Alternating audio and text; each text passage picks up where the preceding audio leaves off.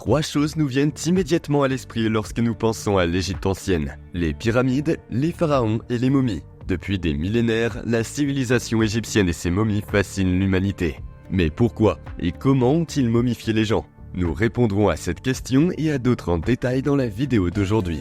Dans la civilisation égyptienne, la mort n'était pas considérée comme la fin de l'existence, mais comme une transition vers un nouveau mode de vie. Cette croyance profonde en l'au-delà influençait de nombreux aspects de la culture égyptienne, en particulier les pratiques liées à la préparation à la mort. Pour les Égyptiens, la mort était une étape aussi cruciale de l'existence que la vie elle-même. Ils pensaient que la façon dont ils se préparaient à la mort déterminait leur expérience de l'au-delà. La préparation à la mort était un processus détaillé et minutieux qui commençait bien avant le décès de la personne.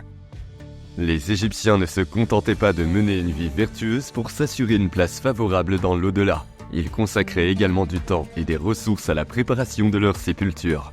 Il s'agissait notamment d'acquérir des articles funéraires, de commander des sarcophages et de construire des tombes. Les articles funéraires étaient choisis avec soin, car ils seraient utilisés dans l'au-delà. Il pouvait s'agir d'objets personnels ou d'objets précieux tels que des bijoux et des amulettes. Les tombes, qui étaient souvent plus élaborées que les maisons elles-mêmes, étaient considérées comme la demeure éternelle et étaient construites avec beaucoup de soin et de détails. La moralité et les actions d'une personne au cours de sa vie étaient considérées comme de la plus haute importance, car on pensait qu'elles étaient jugées dans l'au-delà. Le livre des morts, guide de l'au-delà, contenait des formules et des instructions que les Égyptiens suivaient pour s'assurer une transition en toute sécurité et d'une bonne vie après la mort. La croyance en la vie après la mort et les rituels de momification trouvent leur fondement dans le mythe du dieu Osiris. Il fut la première momie et son mythe constitua le fondement mythologique et religieux de toutes les autres momies à venir.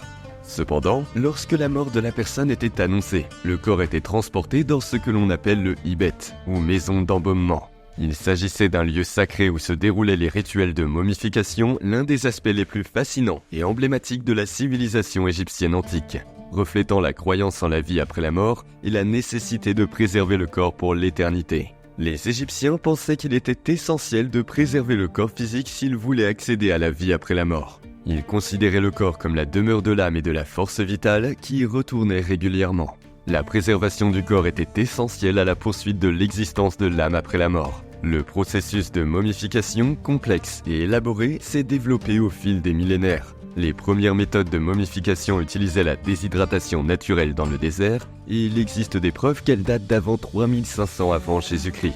Avec le temps, les Égyptiens améliorèrent leur technique d'embaumement pour une meilleure conservation. Nous allons maintenant décortiquer en détail ce processus de momification. La première véritable étape de la momification consistait à nettoyer le corps avec de l'eau du Nil. Cette eau était considérée comme sacrée et purificatrice. Ensuite, les organes internes étaient retirés. Le cerveau était extrait par les narines à l'aide de crochets spéciaux. Les organes abdominaux, estomac, intestin, poumons et foie étaient retirés par une incision pratiquée sur le côté gauche du corps. Le cœur, considéré comme le siège de l'intelligence et des émotions, était généralement laissé dans le corps. Après l'ablation des organes, le corps était recouvert et rempli d'un sel naturel appelé natron, destiné à déshydrater et à préserver le corps. Ce processus durait environ 40 jours. Une fois les organes prélevés, ils étaient traités séparément, déshydratés au natron et enveloppés. Ils étaient placés dans des jarres canopes pour être enterrés avec le défunt. Une fois déshydraté, le corps était nettoyé et enveloppé dans des centaines de mètres de bandes de lin. Pendant le bandage, des onguents et des résines étaient appliqués pour aider à sa conservation. Des amulettes et des objets à signification religieuse étaient fréquemment placés entre les bandages. Après le bandage, les derniers rites étaient accomplis pour préparer le défunt à l'au-delà. Les praticiens de la momification étaient hautement spécialisés et nombre d'entre eux étaient également des prêtres qui accomplissaient des rites au cours du processus.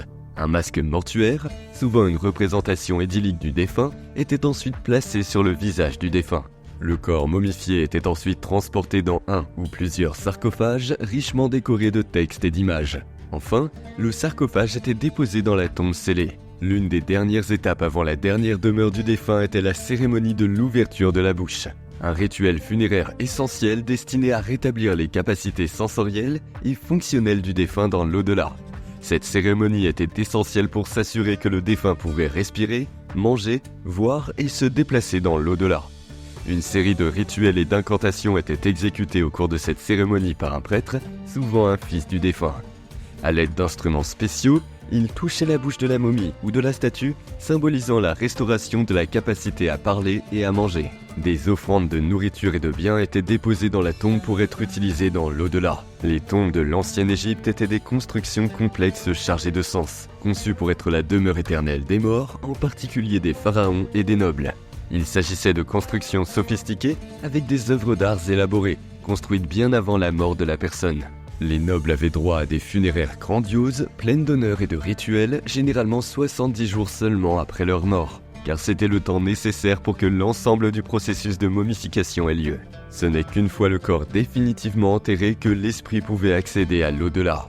Les tombes étaient souvent construites sur la rive ouest du Nil, face aux villes vivantes, car l'ouest était associé au monde souterrain. À l'intérieur, de nombreuses tombes comportaient des chambres et des couloirs ornés de hiéroglyphes, de scènes de la vie du défunt et de textes religieux.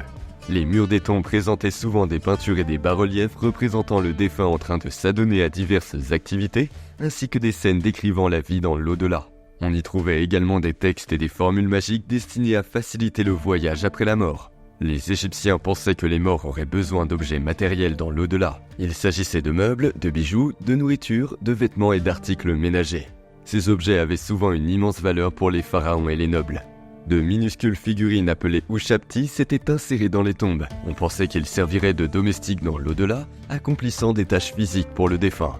Des amulettes, des statuettes de dieux et des textes magiques étaient ajoutés pour protéger le défunt des dangers de l'au-delà. Certains défunts étaient enterrés avec des versions du livre des morts, un ensemble de formules magiques qui guidaient et protégeaient l'âme dans l'au-delà.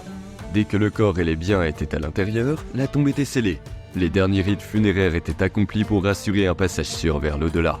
Les Égyptiens pensaient que l'être humain était composé de plusieurs parties, le corps, le Ka, que l'on peut traduire par force vitale, le Ba, la personnalité, le nom, l'ombre et l'Ak, la forme immortelle. La mort était considérée comme une transition temporaire au cours de laquelle ces parties distinctes se séparaient. La momification était vitale, car on croyait que le Ka retournait dans le corps après la mort, ce qui signifie que la préservation du corps était essentielle à la survie du Ka. Après la mort, on croyait que le Ba et le Ka se réunissaient pour former l'Ak. Pour ce faire, le défunt devait entreprendre un voyage périlleux vers l'au-delà en affrontant des défis et des monstres. Un élément clé de la croyance en l'au-delà était le procès devant Osiris, le dieu du monde souterrain. Cependant, le cœur du défunt devait d'abord être pesé à l'aune de la plume de la vérité de Maat. Si son cœur était léger, il pouvait poursuivre son existence dans l'au-delà. S'il était lourd, il était dévoré par le démon Amit. Si l'essai est concluant, le défunt arrive au champ des roseaux, un havre de paix et d'abondance, comme l'Égypte, mais sans souffrance ni maladie. Les vivants jouaient un rôle actif dans le culte des morts en faisant des offrandes et des prières pour soutenir les esprits de leurs proches. Contrairement à ce que beaucoup pensent, les Égyptiens ne croyaient pas à la réincarnation et au retour de l'esprit dans le corps momifié. La culture égyptienne mettait l'accent sur la préservation du corps par la momification afin d'aider l'âme à continuer à vivre dans l'au-delà. Cette vie après la mort était davantage une forme d'immortalité spirituelle qu'une réincarnation au sens d'une nouvelle naissance dans un nouveau corps sur Terre. Le concept de réincarnation en tant que cycle de naissance, de mort et de renaissance sous différentes formes physiques ne faisait pas partie de la cosmologie religieuse égyptienne. La momification dans l'Égypte ancienne n'était pas une simple pratique funéraire, mais un élément crucial de la croyance égyptienne en une vie après la mort, reflétant une profonde dévotion à l'immortalité de l'âme. Les Égyptiens exprimaient leur quête d'éternité par la momification en veillant à ce que les morts soient honorés, protégés et préparés à l'existence éternelle. Si vous avez apprécié cette vidéo, n'hésitez pas à la liker et à indiquer dans vos commentaires les autres sujets sur l'Égypte ancienne que vous aimeriez voir sur la chaîne. Rendez-vous dans la prochaine vidéo.